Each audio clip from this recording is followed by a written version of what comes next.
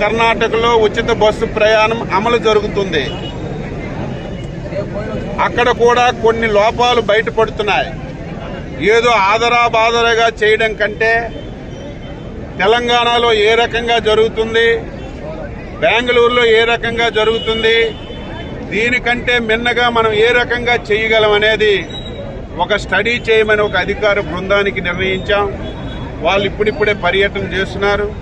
వీలైనంత తొందరగా రిపోర్ట్ వస్తే ముఖ్యమంత్రి నాయకత్వంలో కేబినెట్లో డిస్కస్ చేసి ఇచ్చిన మాట ప్రకారం వీలైనంత తొందరగా మహిళలకి ఉచిత బయలు ప్రయాణం కార్యక్రమం చేసే కార్యక్రమం చేస్తాం.